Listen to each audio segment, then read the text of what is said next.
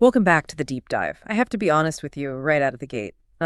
Today's episode is causing me a bit of an existential crisis. I was looking at the calendar this morning, preparing the stack of research we have for today, and the date just hit me like a ton of bricks. It is a heavy one today. I think I know exactly which number you are staring. It is 2026, which on its own, sounds futuristic enough. But the math is unkind. We are officially staring down the barrel of the 25th anniversary of the Harry Potter film franchise. A quarter of a century just sounds impossible when you say it out loud. It sounds fake. It feels like I was lining up at the cinema just a few years ago.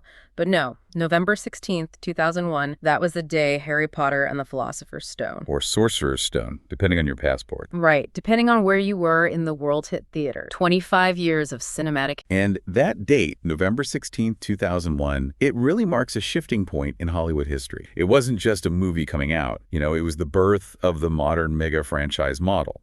The idea that one property could sustain a decade of film. It really set the template for the MCU and everything that followed. But before we get into the business strategy, we have to address that elephant in the room, the title. The naming convention that has been gaslighting children for 2.5 decades. It's so true. If you are listening to this in the UK, Australia, or pretty much anywhere outside the US, you know it as the Philosopher's Stone. Which is the original title of the book, of course. But if you are in the US, it is the Sorcerer's Stone. And even 25 years later, we still get emails and comments from people who are confused about this. Are they different movies? Is there a different cut? It's the exact same film. Same frames, same actors, same everything. The only difference is that every time a character said philosopher on set, they had to do a second take where they said sorcerer. I can just imagine Chris Columbus yelling, "Okay, that was great. Now do the American one." It was a marketing decision made by Scholastic way back when the books were first published in the States. They were working under the assumption that American children wouldn't buy a book with philosopher in the title. Because it sounded too, educational. Which is so cynical. American kids hate philosophy. Give them a sorcerer. But here we are, 2026, and that dual identity is still causing headaches. But look, our mission today isn't just to reminisce. I don't want to just sit here and say, remember how cute Daniel Radcliffe was? We can do a little of that, but no, that is not the goal. Yeah. It's not the deep dive. Right. We have a massive stack of materials here. We are looking at Warner Bros. Discovery's internal strategy docs. We have production updates from the UK, and we have some really interesting retrospectives on the cast. We are trying to answer a specific strategic question. How does a studio manage a massive legacy, this 25-year victory lap, while simultaneously trying to launch a controversial, massive reboot with the HBO TV series? That is the tension, isn't it? It is a pivot point. Usually you celebrate an anniversary to sell the old stuff. Here, they are celebrating the anniversary to give you permission to accept the new stuff. That is a great way to frame it. So here's the roadmap. First, we are going to dissect the victory lap strategy, which is global and huge. Then we are going to pivot to the future, the HBO. We need to talk about their production philosophy because they are using some specific buzzwords like fidelity that I want to challenge. Oh, we definitely need to unpack fidelity. It's doing a lot of heavy lifting for them, right? For sure. Then we are going to look at the bleeding fingers musical approach. How do you solve a problem like John? And finally, because we are film nerds at heart, we're going to do a character. We'll look at the late John Hurt, who played Ollivander, and then we will end with a chaotic audit of Professor Trelawney's predictions. From the sublime to the ridiculous. Exact. But let's start with the big picture. If you had to summarize what Warner Bros. Is doing right now in one word, what is it? Reconnection. Reconnection. Okay, explain that. Well, think about it. The Fantastic Beasts movie. Well, let's be charitable and say they had mixed results. The franchise has felt a little adrift for a few years. That is very charitable. So this anniversary isn't just a birthday party. It is a strategic attempt to grab the audience by the shoulders and point them back to the starting line. They need everyone thinking about the Philosopher's Stone, the beginning, the magic, that feeling, because they're about to ask you to watch the beginning all over again on HBO. So it's a reset button disguised as a celebration? Precisely. It's using nostalgia as a launch pad. Okay, let's get into that then. Let's look at the scope of the celebration. The Victory Lap. When I read the press release, I expected, a weekend event, maybe a special screening. But this is described as a year-long worldwide rollout. It's an always-on strategy. In modern franchise management, you cannot have dark period. You need constant engagement, constant touch points. So they have activated every single vertical: cinemas, theme parks, retail, digital events, touring experiences. It's a full spectrum assault. Let's start with the centerpiece because it's the most traditional part, the theatrical The Philosopher's Stone is coming back to theaters globally between August 27th and September 3rd. Now, usually when a studio re-releases a movie, I'm cynical. I think, okay, it's a slow quarter. They want to pump up the numbers with a low-cost asset. That is usually the case. It costs very little to send a digital file to a theater. It's almost pure profit on a film that's already amortized. But they are doing something different here. They are adding value. The press release says these screenings include 10 minutes of behind-the-scenes footage that has never been shown in theaters before. And that phrasing is crucial. Never shown in theaters. Why does that matter? Because if you just re-release the movie, who shows up? Maybe parents who want to show their kids the film on a big screen for the first time. It's an acquisition play for a new generation. But by adding new behind-the-scenes footage, you are targeting a completely different demographic. You're targeting us. You are targeting the superfan, the person who owns the DVDs, the Blu-ray, the person who has seen the movie 50 times. You are targeting the person who cares about how the movie was made, not just the story. So it's a retention play. It's trying to wake up the dormant fan base. Exactly. And notice, these aren't deleted scenes, which implies narrative content that was cut for a reason. This is footage of the craft. It's the making of. It signals to the older fans, we respect your obsession. Here is something new just for you. It's a dog whistle to the diehards. Come back home, we have secrets you haven't seen. What do you think that footage even is? Rehearsals, the kids messing up their lines? I think it'll be a mix. Probably some raw on-set footage of Chris Columbus working with the kids, which would be fascinating. Maybe some early screen tests. The key is that it has to feel exclusive, like you're getting a peek behind the curtain that you couldn't get on a DVD extra. And in some locations, they are taking it even further. They are doing a marathon concept, all 8 films back to back. I can't imagine sitting in a theater for 20 hours. My back hurts just thinking about it. It is an endurance sport. It's like the film equivalent of running an ultramarathon. But notice the language they use to describe. They promise immersive or experiential elements. That is incredibly vague. That could mean anything from we turned up the volume to someone is going to throw water on you during the underwater. Right. And Warner Bros. Is being purposefully vague because the logistics probably vary by territory and by theater chain. But the business goal is crystal clear. They are fighting the living room fact. The fact that I can watch all these movies on HBO Max right now in my pajamas for no extra cost. Exactly. Why would you pay $20, maybe more, and drive to a theater to watch a movie you already own and can stream? You have to make it an event, whether that means atmosphere, cosplay contests, interactive lighting, maybe themed food. They have to sell the experience, not the content. It reminds me of what Taylor Swift did with the Eras Tour. People didn't go just to watch. They went to be in a room with other people who loved the same thing, to sing along. That is the model. Community is a commodity. They're selling the feeling of being part of something bigger than yourself. Okay, so that's the cinema. But what if you aren't near a theater doing this? They have this calendar strategy that seems designed to just never let you forget Harry Potter exists for a single second. It is relentless. It's an entire calendar of manufactured moments. Look at the breakdown. Butterbeer season. I have to stop you there. Butterbeer season. Since when does a fictional beverage have a... It does now. It runs from March to May. They're literally treating it like Starbucks treats the pumpkin spice latte. It's a manufactured holiday. Completely. But it works. And what's smart about it is they are sending touring trucks to global cities. This brings the brand to you. You don't have to go to the Wizarding World in Orlando or Hollywood. The Wizarding World comes to your local plaza for an afternoon. It lowers the barrier to entry. It's a sample.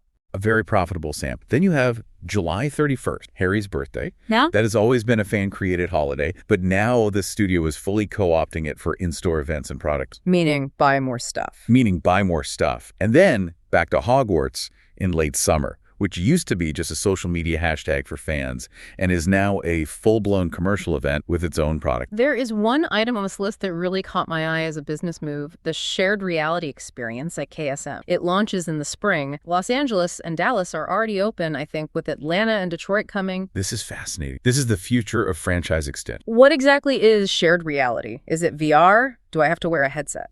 The details are a mix of projection mapping, environmental design, and some interactive tech. Think more like Secret Cinema or Meow Wolf than a VR game. But the technology isn't the interesting part to me. The interesting part is the location strategy. Explain that. Because the cities seem a little random. Look at the city. Dallas, Detroit, Atlanta. These are major markets, but they aren't the primary tourism hubs like Orlando or Hollywood or London. Right. There are normal cities where millions of people live and work. This is what the industry calls LBE, location-based entertainment. And Warner Bros. Is using this as a test kit. They know that not everyone can afford a $5,000 family trip to Universal Studios, but a family in Detroit might pay $50 a head for a 2-hour immersive experience at a local retail space on a Saturday. It unlocks a massive secondary revenue. It democratized theme park experience in a way. If they can make the quality high enough, that's the big. If it feels cheap or tacky, that damages the premium brand. But if it works, they can roll this out to every mid-sized city in the world. It's a huge gamble. Speaking of revenues, we have to talk about that because I have Merchandise is never just merchandise. It is a narrative. It's world building. They have this new branding, the 25th anniversary logo with the Patronus, which is, it's fine, it's nice. But the Lego sets, they are telling a story with what they've chosen to. We have the usual suspect, a new Hogwarts castle, sorting ceremony. But then we have the deep cut. The one that stood out to me was Luna Lovegood's house, The Rookery, appearing in Lego form for the very first time ever. Yeah, I look at that, and my first thought is, finally, I've been waiting for this. But the cynic in me asks, does this mean they have run out of iconic? Are we at the bottom? I don't think it's the bottom of the barrel. I think it means they have matured the market. Think about the life cycle of a toy. First, you release the X-Wing and the Millennium Falcon, the big obvious hits. Then you release the TIE Fighter. After 25 years, you are releasing the specific background ship from Scene 4. You are mining the corners of the universe. But that is where the money is for the adult collector. The casual fan, the kid, they buy the castle. The person who has been with you for 25 years already has the castle. They probably have 3 versions of it. They want Luna's weird, crooked house because it shows their level of fandom. It's servicing the niche. It's a status symbol for fans. It rewards the depth of knowledge. And Minalima is doing the same thing. Minalima are the graphic designers for the films, right? They did all the props. Yes, the geniuses behind the look of the world. They are releasing these high-end collections based on the paper prop, the Hogwarts acceptance letter, the Hogwarts Express ticket, pages from the Daily Prophet. Again, this targets the fan who wants to own a piece of the world, not just a toy of the character. It's about authenticity. And we can't forget the physical location. The Warner Bros. Studio tour in London is doing a massive pivot for the summer, May 7th to September 7th. Yeah, they're focusing entirely on the first film. They are highlighting the Philosopher's Stone prop itself and the Golden Snake. And Universal Parks in Orlando, Hollywood, Osaka, Beijing, they all have limited time experiences and merchandise. So when you pull back and look at this entire map, the theaters, the touring trucks, the Lego sets, the theme parks, the merchandise, what do you see? I see a lot of noise, a lot of opportunities to spend money, Frank. It is noise, but it is directed noise. It's a funnel. Every single one of these initiatives is designed to do one thing. Warner Bros. Isn't just celebrating history for the sake of nostalgia. They're strategically pointing every single person, every fan, back to the Philosopher's Stone. Why focus so hard on the first one, though? Why not celebrate Deathly Hallows, the grand finale? Because they are about to restart the story. The HBO show. Exactly. They need the audience thinking about the boy who lived. They need you remembering the wonder of arriving at Hogwarts for the first time. They need you thinking about the beginning of the journey so that when the HBO show premieres in 2027, you are mentally primed and excited to start over. That makes perfect sense. They are whetting the appetite for the origin story by celebrating the original lore. And it leads us perfectly into Section 2, the biggest, riskiest, most expensive gamble in the history of the franchise, the HBO. Okay, let's get into the weeds on this because this is the thing that has the internet completely divided. You have one camp that is furious and another that's, cautiously optimistic. It is a polarizing project, to say the least. Here are the facts we know. Filming started back in July 2025. They are aiming for a release in 2027. But right now, we were in the middle of the mess, and the studio seems absolutely terrified of one. They are terrified of the remake label. They do not want people thinking this is a remix or a modernization or, God forbid, a deconstruction. So they have adopted this mantra. We keep hearing it over and over from everyone involved. Depth and detail. Depth and detail. It's the shield they're using to deflect all criticism. It's their core marketing. Let's look at the quote. Sarah Aubrey, the head of original content at HBO Max, visited the set. She said, quote, "I just keep thinking it's such a delightful adaptation. Viewers will think these are the books." That is a very, very specific promise. She is speaking directly to the book purists, the ones who have spent 2 decades complaining about what the movies left out. She's telling them, put down your pitchforks. We are just filming the page. And then Warwick Davis, legendary Warwick Davis, is returning as Flitwick, which, by the way, is a huge seal of approval for the project. Massive. Having legacy cast members, even in different roles, validates the new project. It's a bridge from the old to the new. He said, retelling those wonderful stories, but with more depth than there is that phrase. But I want to play devil's advocate for a minute. Please do. Depth and detail sounds great in a press. Who doesn't want more detail from a world they love? But does a strict one-to-one page-to-screen translation actually make for... That is the crucial multi-billion-dollar question. Literature and television are fundamentally different medium. They have different rhythms, different strengths. In a book, you can spend 3 chapters inside Harry's head while he worries about a potions essay. It builds character, it shows his anxieties on screen. That is 10 minutes of a kid staring at parchment. It's boring. Exactly. The first 2 Chris Columbus movies, which are beloved, were also criticized by some for being too faithful to the book. They felt a bit slavish to the text at times. They were criticized for being a bit stiff, yes, lacking a unique cinematic voice. Alfonso Cuarón came in for the 3rd one and really broke that. So when HBO promises fidelity, are they promising better pacing and deeper character arcs, or are they just promising a longer runtime? Because a 60-hour version of the story isn't automatically better than a 20-hour. It could just be bloated. It is the trap of content bloat. We see it all the time in the streaming era.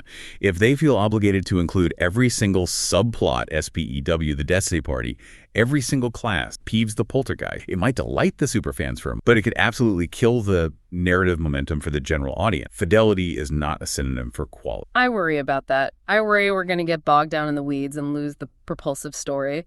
But there's one production detail that gives me hope regarding the texture of the show. The location. Yes. Warwick Davis mentioned how surreal it was to be shooting at Leavesden Studios again. Leavesden is hallowed ground for this franchise. It is where the original movies were made. It's their home. But let's explain why that matters technically. Because a lot of modern fantasy shows, The Mandalorian, for example, is the famous one, use what's called a volume stage. Right. For those who don't follow production tech, a volume is essentially a giant curved room made of high-definition LED screen. You project the background behind the actors in real time. It allows you to shoot on location in a desert or on a spaceship without ever leaving the studio in LA. It's cheaper, faster, and gives you total control over lighting. But it has a look, doesn't it? Something about it feels off sometimes. It does. It can feel sterile, a little bit flat. The lighting doesn't always wrap around the actors perfectly. The air doesn't move the same way. The acoustics are different. It's an amazing tool, but it's not the same as a real set. So the fact that they are at Leavesden implies they are rejecting that digital shortcut. It strongly implies they are building massive physical sets. They are building the stone walls of the Great Hall. They are building the drafty corridors of the dungeon. When an actor walks down a hallway in Leavesden, their footsteps are going to echo off real wood and stone. That adds a subconscious layer of reality, or texture, as you called it, that you just cannot get on a digital stage. It grounds the fantasy. It tells me they aren't treating this as just TV content to be churned out as fast as possible. They are treating it as a massive cinematic undertaking that just happens to be on a streaming service. It is a commitment to budget and craft. Absolutely. And it will pay off on screen. Now, speaking of logistics, Casey Bloys at HBO mentioned something that sounded a bit chaotic at first. He said they are writing season 2 while season 1 is still in production. That seems rushed, doesn't it? Usually you wait to see if the show is a hit before you the next. In a normal show, yes. But here they have a biological ticking clock that they cannot stop. The kids. The kid. The source material is strictly chronological. 1 book equals 1 year of age. In the streaming era, we have gotten used to 2, sometimes 3-year gaps between seasons of our favorite show. Look at Stranger Things. Where the kids are grown men driving cars and paying taxes while pretending to be 50. Exactly. At a certain point, you lose the suspension of disbelief. HBO cannot afford that. If they wait 2 years between seasons, Harry will have a full beard and a deep voice by the time he's supposed to be in The Prisoner of Azkaban. I solemnly swear I am up to no good, in a baritone voice from a 6-foot-tall 13-year-old. It breaks the magic. So they have to overlap production. They have to keep the machine moving relentlessly to beat puberty. It is a logistical nightmare for the producers, but is the only way to make this story work believably. That is a really good point. It's not just impatience, it's a biological necessity for the story. Now let's talk about the other element, the music. Oh, this is a big one. This might be the hardest job on the entire production. For me, and for millions of people, John Williams' score is Harry Potter. You hear those first few notes of Hedwig's theme, that's Celeste, and you are instantly transferred. It is a Pavlovian response. It is iconic. It is on the Mount Rushmore of film scores, alongside Star Wars, Jaws, Indiana Jones. It's Williams competing with himself. So how do you replace that? It feels like an impossible task. Change it, riot. If you keep it, you are just a cover band. It is the composer's Kobayashi Maru, the unwinnable scenario. But HBO has made a very interesting, very high-profile choice. They have brought in Hans Zimmer. Which is a massive flex. That's bringing in a titan to replace a titan. Hans Zimmer and his creative collective Bleeding Fingers, along with composers Kar Talva and Andra Rose. Now, Zimmer is a genius, but his style is very different from Williams. He is a maximalist. He is loud, percussive, The Dark Knight, Dune, Inception. The BWAAAM. Exactly. But their statement regarding this project was surprisingly humble and self-aware. They acknowledged the musical legacy as a touch point. They said they aren't trying to replace the original themes, but build around the emotional memory. What does that mean in practice? Build around the emotional memory. My interpretation, I think we will still hear Hedwig's theme. I think they would be crazy to throw it out entirely. I think they will treat John Williams' motifs almost like folk song or national anthems music that exists within the world. Yeah. They will weave them in, maybe in a new orchestration or a subtle way, but surround them with new character themes and new textures that are more in Zimmer's style. So it's a remix in the most respectful sense. It's a variation on a theme. I think they know they cannot erase the sonic identity of the franchise. Yeah. They have to honor it while still creating something new. It's a very fine line. Smart. Now, before we move off HBO, we have to touch on cast, specifically the old cast. There has been so much speculation online for years. Will Daniel Radcliffe play his own father, James Potter? Will Emma Watson show up as a new professor? It's the fan casting dream. It's the ultimate Easter egg. But Daniel Radcliffe has effectively closed that door, hasn't he? Very politely, but very firmly. He has. His quote was very classy, but very definitive. He said, "I'm definitely not seeking it out. I do wish them, obviously, all the luck in the world." That is PR speak for, please, for the love of God, stop asking me about this. It is. And honestly, I think it is the right move for the show. Why do you say that? A cameo would be huge. Because if Daniel Radcliffe walks on screen, even with a fake mustache and different glasses playing James Potter, the immersion shattered. You stop watching the story and you start watching the metacomment. You're no longer in the world. You're thinking about the actor. It takes you out of it. It becomes a gimmick. For this new show to stand on its own and be judged on its own merits, it needs distance. It needs to be allowed to breathe without the ghosts of the old cast hovering over every scene. I agree. It needs a clean break. Let the new kids have their moment. So, the expert conclusion on HBO right now, they are selling this as a restoration, a longer, deeper, more textured version of the story you already love. They aren't trying to reinvent the wheel. They're just trying to make the wheel bigger and more detailed for a new generation. I like that. But, talking about restoration and replacing actors, it brings up a somber point. You can rebuild set, you can rewrite script, but you cannot restore people. The Hamlet problem. Exactly. Everyone plays Hamlet eventually, but you always remember your... And as we approach this anniversary in January, there is one specific replacement that feels heavier than the other. We are shifting from the business of the franchise to the emotional weight of it. We are talking about the legendary John Hurt, who played Mr. Ollivander. A titan of the industry. And the dates are just eerie. He was born on January 22nd, 1940, and he passed away on January 25th, 2017. So this week in late January always serves as a quiet memorial for him and his contribution. When you look back at the films, his screen time wasn't actually that huge. He's not in it a lot. It was minimal. He is in the first film for one key scene, and then he basically vanishes until the end of the series. But his impact, it was gravitational. It was immense. Let's deconstruct that performance, because in the notes, you described his Ollivander as having restraint. And I think that is the perfect word. Think about the character of a magical wand maker in a children's book.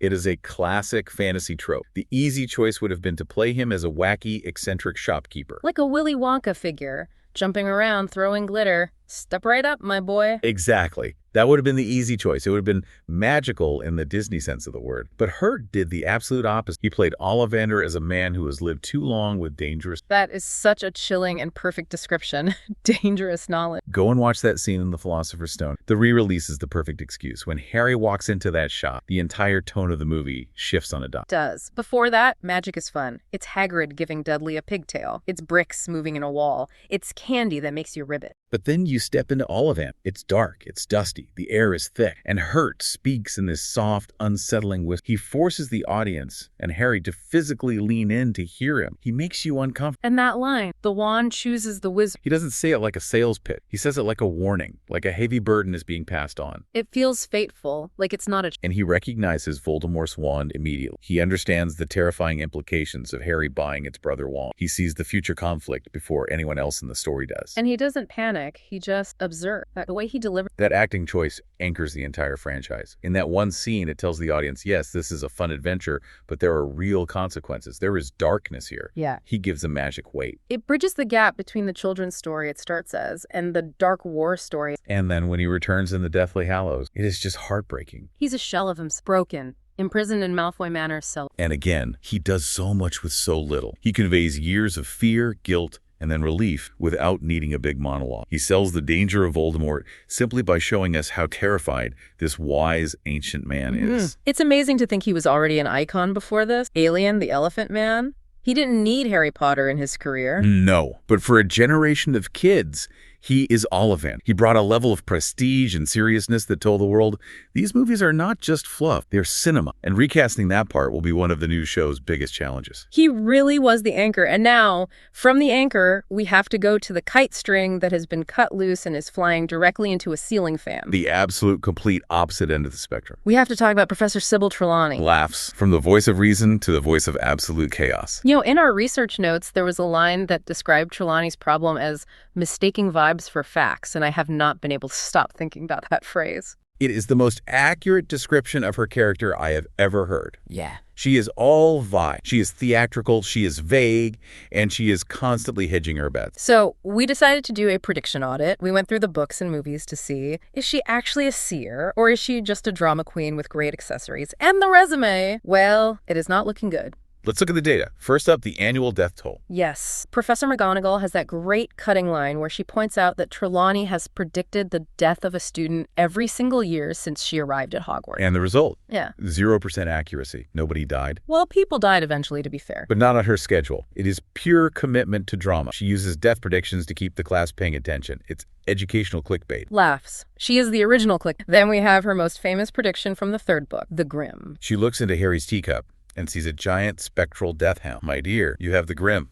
The whole class gasps. And the reality. It is Sirius Black, who is a human man. Who turns into a dog. A big black dog. He turns into a dog, yeah. But he isn't a symbol of death. He is Harry's godfather. He's trying to save him. So she saw the shape, but she completely misinterpreted the meaning. It's a classic Trelawney move. Vibes, not facts. Exactly. Then there is the Neville Longbottom incident regarding his grandmother. Oh, this one is just cruel. She warns Neville that his grandmother might be ill, right? In front of the whole class. Yes. She says, I think I see something concerning regarding your grandmother. Gives him this look of pity. And the reality. Augusta Longbottom is borderline indestructible. Nothing happens to her. She fights off Death Eaters later in the series.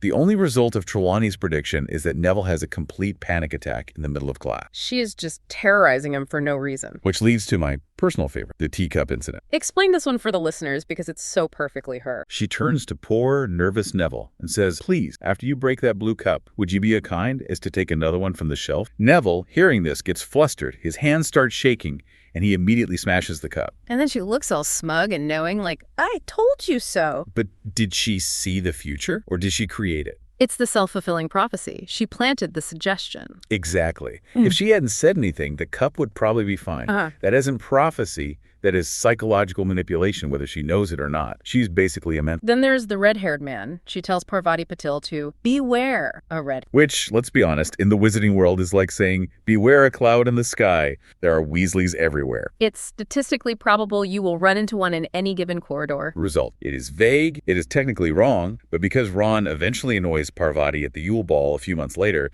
she can claim a hit. It is classic cold reading. Make a vague statement and let the subject fill in the blank. But she does have some accidental wins, doesn't she? Ones that are eerily correct. The dinner table prediction in Prisoner of Azkaban, Christmas dinner. There are 12 people seated. She refuses to sit down because, quote, when 13 dine together, the first to rise is the first to die. Very, very true. Everyone rolls their eyes. Later, Harry and Ron stand up at the same time. Nobody dies immediately. It seems like more of her nonsense. But there's a twist. But, looking back, Scabbers the rat was in Ron's pocket the whole time. Peter Pettigrew, the 13th person. Peter Pettigrew was at the table, so there were already 13 people. And the first person to stand up to greet her was Dumbledore. And Dumbledore Was the first of that group to die. technically, yes. So she was right. But she didn't know why she was right. She didn't know about the rat. She just stumbled into the truth completely by accident. That is her entire brand. Accidental accuracy. And then the famous one, the one that everyone remembers. She predicts one person will leave the class forever around Easter. And Hermione, fed up with her nonsense, storms out and drops divination for good. Boom. A direct hit. But again, let's look at the context. Hermione has been openly arguing with her and questioning her methods for months. Hates the class. She is visibly stressed out by it. You don't need a crystal ball to see that Hermione Granger is about to snap. Exactly. Did Trelawney see the future? Or did she just look at the front row, see a very disgruntled customer, and think, that girl is not renewing her subscription? It's a lucky guess based on customer churn. Precisely. But despite all of this, despite the fraud, the clickbait, the manipulation, she is a beloved character. People love her. We love her, and narratively, she serves a crucial, brilliant function. We call it narrative camouflage. What does that mean? Narrative camouflage. If you have a character who's a prophet and is right all the time, the mystery is ruined. You just know what's going to happen. If you have a character who is wrong all the time, they become useless and annoying. Trelawney exists in this perfect chaotic middle ground. She is 99% joke. The characters dismiss her, the audience laughs at her. She's the boy who cried wolf. Exactly. So on the very rare occasions when she actually goes into a trance, when her voice changes and she delivers a real crucial prophecy, like the one about the Chosen One, or the one about Voldemort's servant returning to his master, it hits so much harder. Yeah. Because nobody, including herself, believes her or takes her seriously. It hides the most important plot points of the entire series in plain sight, inside the mouth of the least reliable person in the castle. It is brilliant writing. It keeps the characters in the dark while giving the audience all the clues they need. She's a walking, sherry-scented red herring. God, I love that. The tension between the fraud and the conduit. It creates a chaotic energy that perfectly balances out the quiet, deadly seriousness of characters like Ollivander. So let's try to synthesize all of this. We've covered a lot of ground today. This has been a true deep dive. We have, from corporate boardrooms to the divination tower. We've looked at the massive corporate strategy of the 25th anniversary, the Victory Lap, designed to reconnect us all to the starting line. We've looked at the fidelity promise of the HBO show and the risks and rewards of that approach. We've looked at the serious anchoring art of John Hurt and the chaotic, whimsical vibes of Professor Trelawney. And it highlights the contrast that makes this franchise work so well. It is a balancing act. You need the machine, the marketing, the Lego sets, theatrical re-releases to keep the lights on and the brand alive and growing. But you also need the art. You need the John Hurts. You need the serious magic to ground it and give it stakes. And you need the whimsy, the Trelawneys, to keep it fun and unpredictable. If you lose any piece of that triangle, the business, the art, or the fun, the whole thing falls apart. And now, as Warner Bros. Tries to bridge the gap from the old movies to the new show, they are trying to balance that nostalgia for the past with a new interpretation for the future. They are asking us to hold on to the past while accepting a new version. Which is a very difficult thing to ask a passionate fan base to do. It is. And it brings us to the final provocative thought for the day. The question I want our listeners to chew on as we wait for this new era. It goes right back to that word we've been dissecting, fidelity. If the new HBO series is promising extreme depth and detail, if the goal is to be, as they say, indistinguishable from the book, what does that actually look like on screen? Does fidelity just mean more time? Does it mean we spend 3 full episodes on the history of magic homework that was cut from the movies? Or does it mean we finally see the specific, quiet, non-dramatic character moments the films had to cut because they were boring for a 2-hour run? The character beats.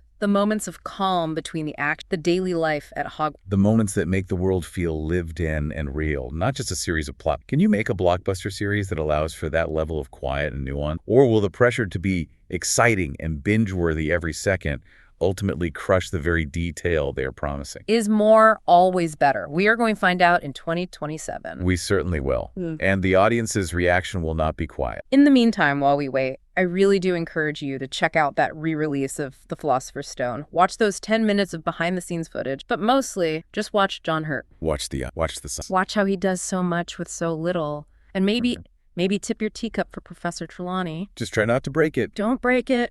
Or do and claim it was death. Thanks for listening to The Deep Dive. We'll catch you next time.